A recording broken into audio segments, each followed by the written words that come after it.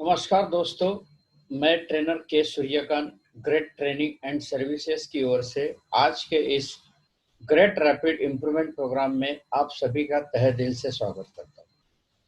14 system implementation में से आज का टॉपिक नंबर 13 वे स्टडी आज आप लोग सीखने वाले हैं। सो वे स्टडी ऑन डाउन टाइम। अब ये डाउन टाइम क्या है वो हमें समझना है। सो उसके पहले ये देखना है कि हमारे ऑर्गेनाइजेशन में, आपके ऑर्गेनाइजेशन में, आपके डिपार्टमेंट में वेस्टेज जो है वो कोई वैल्यू ऐड नहीं कर रहा है, जबकि वो वैल्यू को कम कर रहा है। फिर वैल्यू किस टाइप के हो सकते हैं, वो अलग अलग टाइप के वैल्यूज है, वो हम आगे देखने वाले हैं इस डाउन टाइम के डेफिनेशन में। सो अब ये समझना है कि वे study on downtime. So downtime क्या है पहले समझ लेते हैं।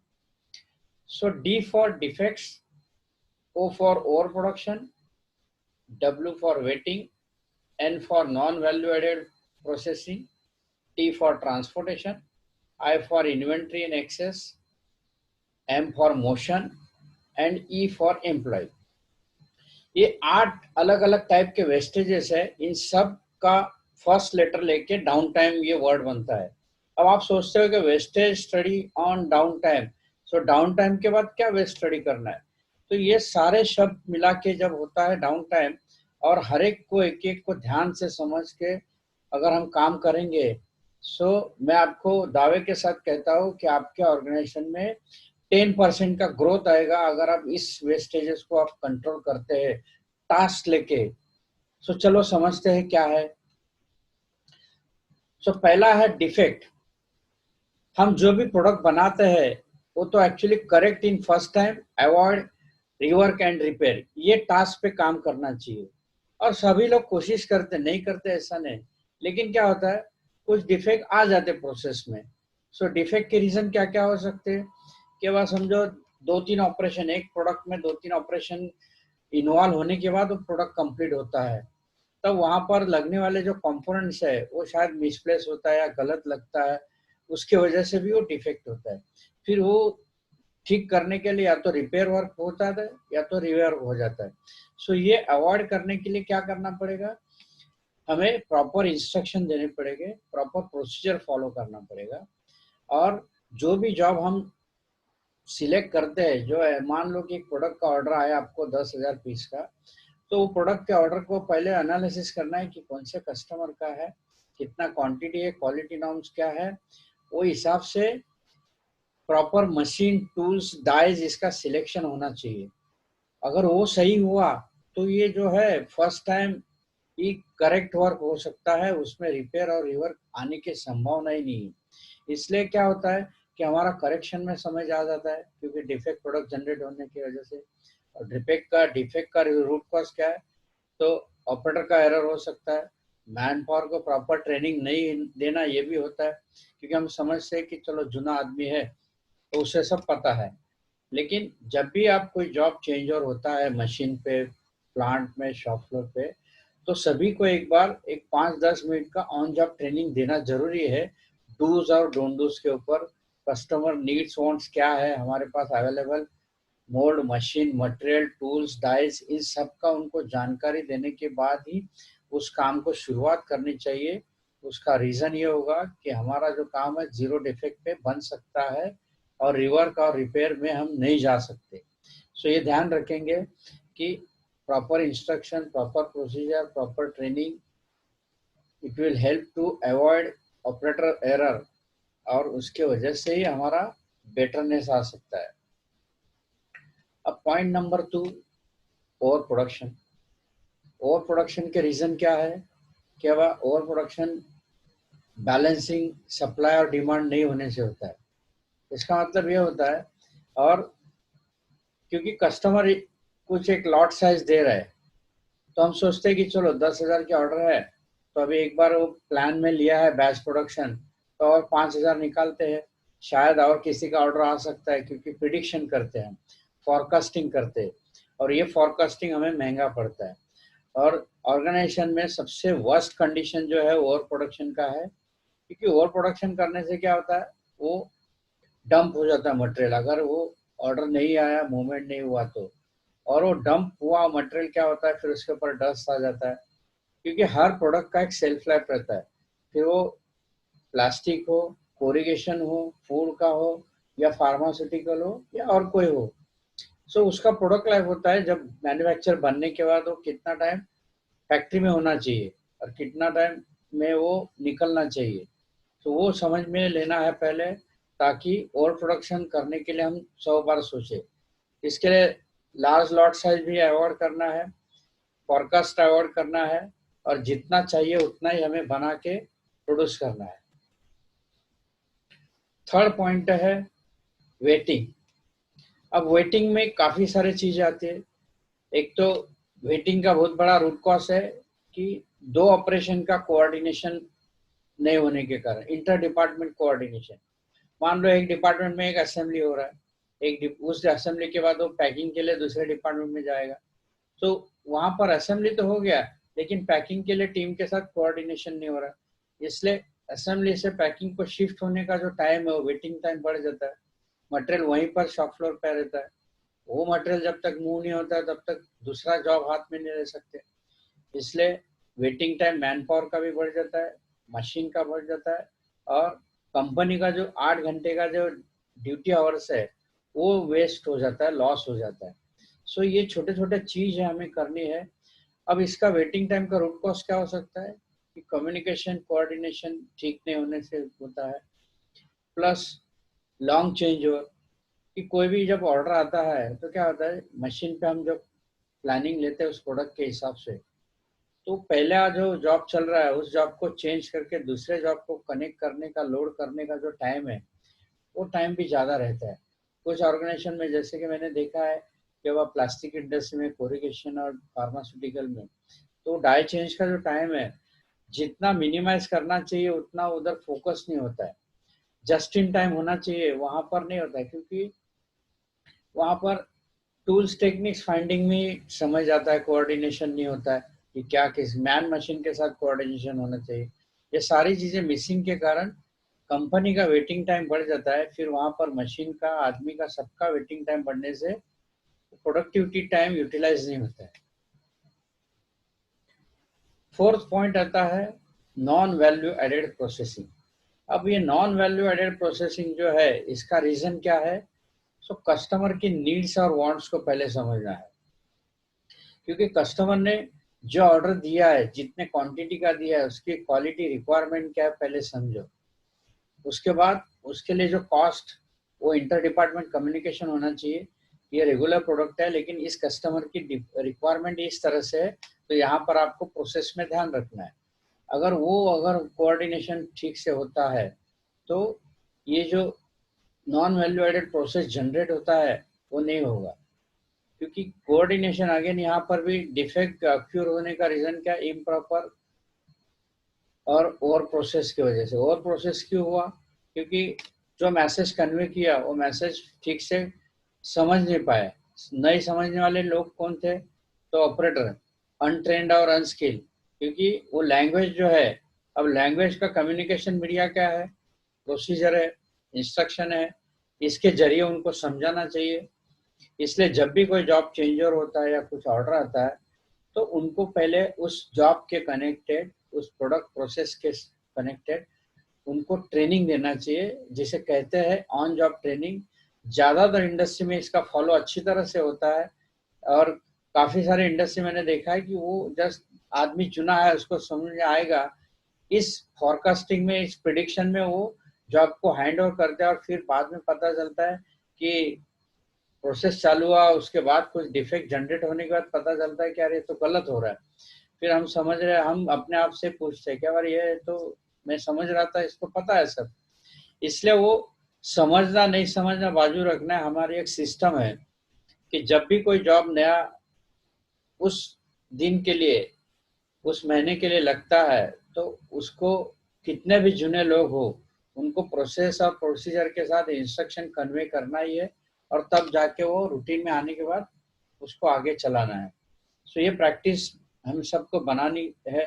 इसलिए क्या होगा, correct work in first time, ये फॉर्मूला एक्टिवेट होगा और नॉन वैल्यू एडेड एक्टिविटी जो है वो मिनिमाइज हो सकती है। अब ट्रांसपोर्टेशन में वेस्टेजेस का रीजन क्या है, रूट कॉज क्या है? सो पुअर लेआउट, उसकी वजह से ट्रांसपोर्टेशन वेस्टेज। अब पुअर लेआउट कहाँ हो सकता है? एक तो प्रोडक्शन डिपार्टमेंट मटेरियल प्रोड्यूस करता है, फिर वहां से पैकिंग डिपार्टमेंट काफी दूर है, दूसरे शेड में जाएगा, तो ये फिनिश जो प्रोड्यूस किया हुआ मटेरियल है वो पैकिंग के लिए दूसरे डिपार्टमेंट में मूव करेगा, उस समय वो डैमेजेस का चांस है। फिर पैकिंग से वो डिस्पैच डिपार्टमेंट में जाएगा या तो वेयर हाउस में, अगेन वहां पर, यानी ट्रांसपोर्टेशन जो इंटर डिपार्टमेंट, वो भी प्रोडक्ट को डैमेज कर सकता है, उसके वजह से वेस्टेज जनरेट होगा। अब क्या होता है, कंपनी के अंदर जो इंटरनल मूवमेंट की वजह से, ट्रांसपोर्टेशन की वजह से जो जो डैमेजेस होते हैं वो ज्यादा किसी को ध्यान में नहीं आते, क्योंकि वो रिसाइकल यूज में जाता है और पता नहीं चलता है। लेकिन अगर उसके ऊपर मॉनिटरिंग किया, डेली प्रोडक्शन स्टार्ट करके कितना प्रोड्यूस हुआ, कितना पैकिंग में गया, कितना डिस्पैच हुआ, यानी प्रोड्यूस करने से फाइनल पैकिंग तक कितने ड्रॉपेज होते गए वेस्टेजेस के, वो मॉनिटरिंग होना चाहिए। तब पता चलेगा कि पोअर लेआउट का रीजन है, plus distance between two value added process का है, ओवर प्रोडक्शन है, और कॉम्प्लेक्स हैंडलिंग की वजह से है कि मल्टी स्टोरेज लोकेशन है। ये रूट कॉज है, इसके ऊपर आपको काम करना है और जितना हो सके उतना मिनिमाइज करके अच्छी तरह से उसको कंट्रोल में लाने की कोशिश करें। अब इन्वेंट्री, पॉइंट नंबर 6 जो है inventory. Inventory, work in process की इन्वेंट्री के रूट कॉज क्या हो सकते हैं? पहले तो पिक्चर देख लो, सी ऑफ इन्वेंट्री में काफी सारे रीजन लिखे, लॉन्ग सेटअप्स है, क्वालिटी प्रॉब्लम्स है, लाइन इनबैलेंस है, सप्लायर इश्यूज है, employ availability, long transportation, housekeeping, communication problem, poor scheduling, machine down time, इस इन सब की वजह से स्टोर में इन्वेंट्री जमा हो जाती है। क्योंकि एक सेमी प्रोडक्ट हुआ है, वो दूसरे ऑपरेशन में जाने का है, वहां पर कुछ मशीन ब्रेकडाउन हुआ तो वहां पर इन्वेंट्री डंप हो गया। उसके बाद एक ऑपरेशन से दूसरे ऑपरेशन का जो वर्क इन प्रोसेस का इन्वेंट्री है वो भी जम जाता है, क्योंकि अलग अलग रीजन, एम्प्लॉय अवेलेबिलिटी नहीं होने के कारण, या तो और कुछ शेड्यूल अवेलेबिलिटी नहीं होने के कारण, कम्युनिकेशन की वजह से भी वो इन्वेंट्री डंप हो जाता है। तो इन सबको, इन्वेंट्री को मिनिमाइज करने के लिए हमें कोशिश करना है। इसलिए lack of balancing in work flow वो सबसे बड़ा रूट कॉज है। प्लस जो रॉ मटेरियल इनकमिंग का स्टोर है और फिनिश गुड स्टोर, यहाँ पर जो first in first out method हमें इम्प्लीमेंट करना है। जो मटेरियल पहले रिसीव हुआ है उसको पहले आउट करना है, जो मटेरियल पहले फाइनल प्रोडक्ट होकर स्टोर में आ गया उसे पहले डिस्पैच करना है। ये कॉन्सेप्ट सभी को फॉलो करना है। इसलिए उस स्टोर का मटेरियल स्टोरेज भी इस तरह से होना चाहिए कि वहाँ पर टैगिंग सिस्टम आना चाहिए, कानबान सिस्टम का यहाँ पर अच्छी तरह से यूज हो सकता है। अगर ये करते हैं तो स्पेस और जस्ट इन टाइम का टेक्निक अच्छी तरह से फॉलो करते हैं तो डेफिनेटली इन्वेंट्री कम होगी। क्योंकि यहाँ पर अगर जितना आप इन्वेंट्री पे कंट्रोल करते हैं उतना कंपनी का फाइनेंस सिचुएशन अच्छी तरह से मैनेज होता है।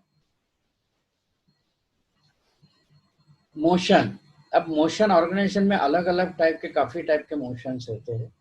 सो एक मोशन जो पिक्चर में दिखा है वो देख लेते, समझ लेते हैं कि जैसे 3 टेबल है, एक टेबल पे उसने एक बॉक्स है जिसमें से वो प्रोडक्ट निकाल रहा है, दूसरे टेबल पे एम्प्टी बॉक्स है उसमें प्रोडक्ट रख रहा है, और थर्ड टेबल पे वो फाइनल पैक करके रख रहा है, और बाजू में ट्रॉली है। अभी ये 3 टेबल और ट्रॉली, इसके जगह पर इसका काम शायद एक या 2 टेबल में हो सकता है, क्योंकि एक टेबल में वो प्रोडक्ट लिया, एम्प्टी बॉक्स में से भर दिया और सीधा वो पैक करके ट्रॉली पे रख दिया।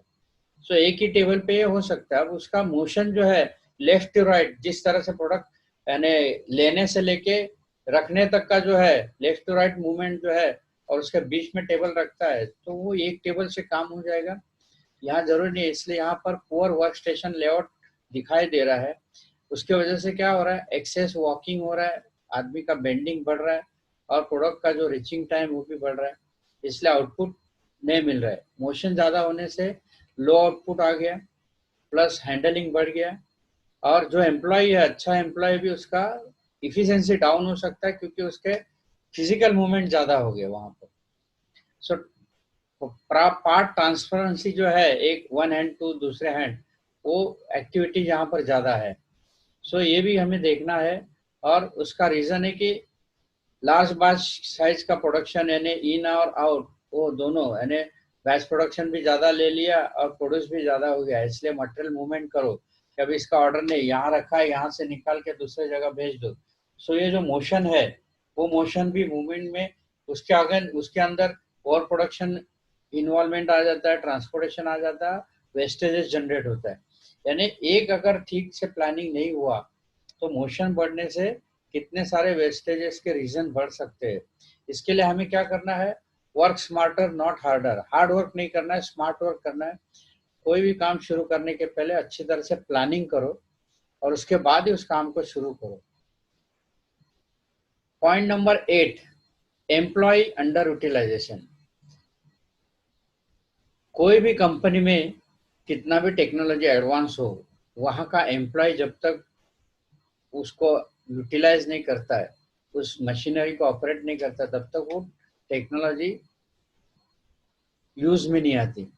इसलिए हम जो एम्प्लॉय को हायर करते हैं, जिनको हम जॉब पे रिक्रूट करते हैं, उन सबका स्केल मेजरमेंट होना चाहिए, क्योंकि उसे हमने अपॉइंट करने के बाद ऑन जॉब ट्रेनिंग देने के बाद वो ट्रेंड हो जाता है, जुना हो जाता है और उसके लिए वो रूटीन काम हो जाता है। जब भी कोई किसी का भी एम्प्लॉय का रूटीन काम हो जाता है तो उसका स्पीड बढ़ जाता है, वो इजी टू कैरी हो जाता है उस जॉब के साथ, तब उसकी इफिशिएंसी बढ़ जाती है और उसको मल्टीटास्किंग यूटिलाइजेशन में लेना चाहिए। इसलिए ये सब करते समय इसमें किसका रोल ज्यादा रहेगा, तो सुपरवाइजर। शॉप फ्लोर पे जो एम्प्लॉय काम कर रहे हैं उन एम्प्लॉय का मॉनिटरिंग जो करता है वो सुपरवाइजर, उसका बहुत बड़ा रोल है कि अपनी टीम को मॉनिटर करे और कम से कम आदमी से ज्यादा आउटपुट कैसे निकाले। ये अगर हमें सीखना है तो अपने ऑर्गेनाइजेशन के एम्प्लॉय के टैलेंट को हमें मेजर करना पड़ेगा। अब टैलेंट मेजर करने के लिए क्या क्या करना पड़ेगा, तो उसके अंदर जो 3 इंपॉर्टेंट जो टैलेंट है उसके ऊपर अगर फोकस करे तो बाकी ऑटोमेटिक टैलेंट उसके ऊपर से बाहर निकलते हैं। पहला है एबिलिटी, उसकी काम करने की एबिलिटी क्या है वो चेक करो। नया आया 6 महीने के बाद क्या है उसका स्पीड, ग्रास्पिंग पावर क्या है, उसका नॉलेज क्या है, वो जो काम कर रहा है उस काम के प्रति उसका नॉलेज क्या है और उसका स्किल क्या है।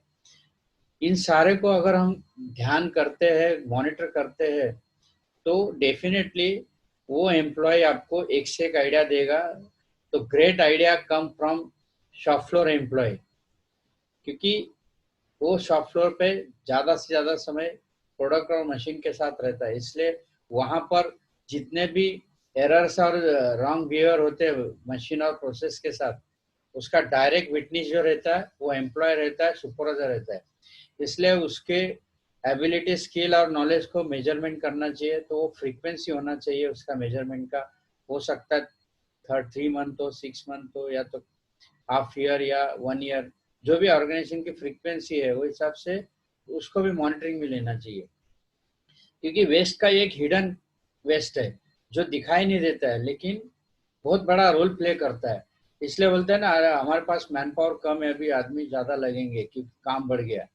जो आदमी है उसको हमने मेजरमेंट में लिया ही नहीं, तो स्वाभाविक ही आदमी ज्यादा बढ़ेंगे। अगर उसको मेजरमेंट लिया, उसके मल्टीटास्किंग में उसको कन्वर्ट किया, तो शायद मैन पावर रिडक्शन आ सकती है, ना कि इंक्रीज होने की संभावना। तो ये हमें ध्यान रखना है। तो दोस्तों, set the goal on waste. ये 8 जो टाइप के जो वेस्टेजेस है इसको आपने समझ लिया है। ये मैंने आपको ब्रीफ में बताने का प्रयास किया है, जबकि एक एक सब्जेक्ट बहुत डिटेल है। और आपके ऑर्गेनाइजेशन में जब हम इम्प्लीमेंट करेंगे तो आपको समझ में आएगा कि डिफेक्ट, ओवर प्रोडक्शन, वेटिंग कहाँ कहाँ हो रहा है, नॉन वैल्यू एडेड प्रोसेसिंग कहाँ है, ट्रांसपोर्टेशन क्या है, इन्वेंट्री का इफेक्ट क्या है। ये सारी चीजें जो है वो आपके ऑर्गेनाइजेशन में अगर हम करते हैं ऑन फील्ड तो ज्यादा आपको रिजल्ट मिलेगा। मैं आपको बता दूं, 8 में से 4 एक्टिविटी जो है आज शायद आपने पहली बार सुना होगा, जैसे कि वेटिंग टाइम, उसके बाद ट्रांसपोर्टेशन, मोशन और एम्प्लॉय। क्योंकि डिफेक्ट, ओवर प्रोडक्शन और नॉन वैल्यू एडेड एक्टिविटी और इन्वेंट्री ये तो आप करते ही आपको मालूम पड़ता है, क्योंकि आपको तकलीफ होती है। डिफेक्ट की वजह से डिस्पैच नहीं होने से वो इश्यू बन जाता है, ओवर प्रोडक्शन की वजह से स्पेस नहीं मिलता है, नॉन वैल्यूड एक्टिविटी के कारण वहां पर स्पेस का इशू आ गया, ट्रांसपोर्टेशन आ गया, इसलिए इन्वेंट्री बढ़ जाता है। इसलिए स्पेस को और एक्यूपाई करने से आपको पता चल जाता है, लेकिन waiting time, motion time, employ और ट्रांसपोर्टेशन, इंटर डिपार्टमेंट मोशन के साथ मूवमेंट जब होता है, उसमें जो वेस्टेजेस जनरेट होता है हैंडलिंग से, इस वेस्टेजेस का कहीं पर भी मेजरमेंट नहीं है। सो मेरी आपको दरख्वास्त है, रिक्वेस्ट है कि आप आपके ऑर्गेनाइजेशन में, डिपार्टमेंट में इस टास्क को आप प्रायोरिटी में ले लो, और रोज के टास्क में इसे होना चाहिए कि आज आपने इस 8 वेस्टेजेस में से कौन से वेस्टेज को मिनिमाइज किया, आइडेंटिफाई किया और कंट्रोल करके उसको वेल प्लान करके जीरो करने की कोशिश की। मैं आपको दावे के साथ कहता हूँ, अगर इन टास्क को लेकर आपने काम करना शुरू किया आपके रूटीन के साथ, तो कुछ महीनों में आपका टैलेंट भी इम्प्रूव होगा और साथ में कंपनी का कुछ परसेंट में ग्रोथ आ सकता है प्रोडक्टिविटी में, और वेस्टेजेस में मिनिमाइज हो सकता है, और कॉस्ट में भी जो है रिजल्ट दिखाई देगा। So all the best, thank you very much.